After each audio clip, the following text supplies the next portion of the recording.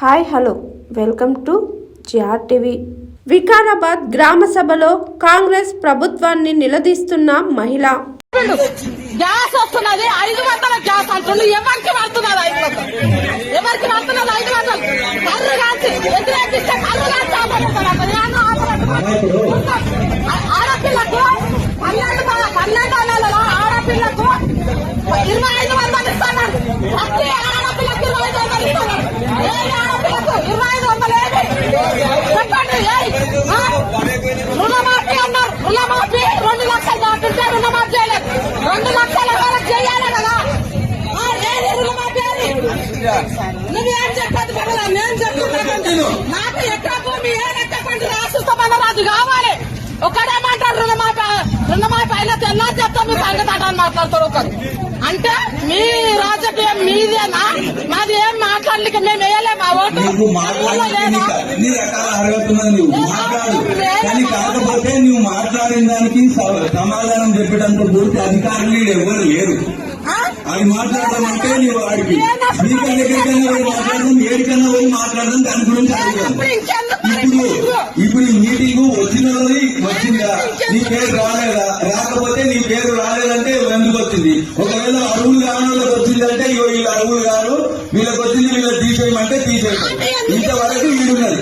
హామీలు ఇచ్చిన దాని గురించి అంటే దాని గురించి ఓనాడు ధర్నా చేద్దాము, పోదాము, లేదా ప్రసాద్ దగ్గరికి పోయి అడుగుదామంటే అడుగుదాము, లేదా కలెక్టర్ ఆఫీస్ పోదామంటే పోదాము, ఓనాడు పోదాం.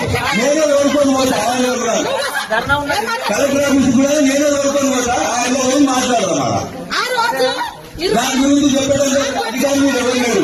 ఓన్లీ గ్రామానికి సంబంధించిన వాళ్ళకి ఏమంటే వీళ్ళు చెప్తారు.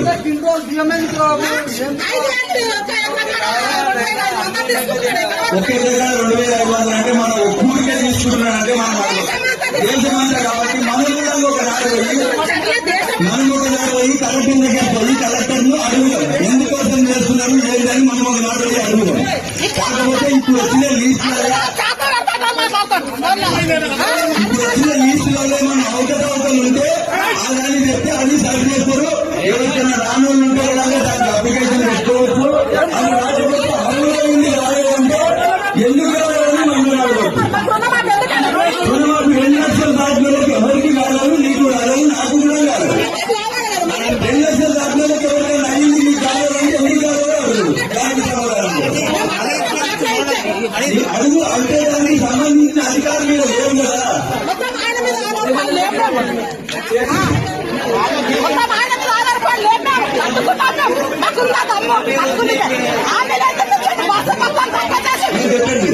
ఎవరైనా డబల్ పేర్లు వచ్చినా ఆ డబల్ పేర్లు వచ్చినా ఒకరు అరువులు కానోళ్ళకి నేను చెప్పండి ఇంటిస్తున్నా మహిళలో చెప్తున్నాను. అరువులు కానోళ్ళే వచ్చినా డబల్ పేర్లు వచ్చినా అవి వీళ్ళు అరువులు కావాలని చెప్తే తొలగించేస్తారు. ఇల్లే శాంతిమ సార్ వచ్చింది, అది రాసుకునికే. ఈసారి వచ్చింది రేషన్ కార్డు రాసుకునికే. అది వచ్చింది సెక్రటరీ అంటే విలేజ్ ఇంకేమన్నా అప్లికేషన్స్ ఉంటే తీసుకుని ఆమె వచ్చింది.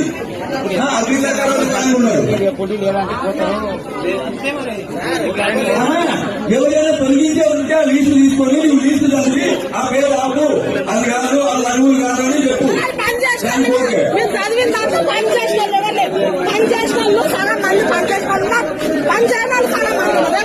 పని చెప్పున్నా పని చేసిన పేరు రా, పని చేయని పేరు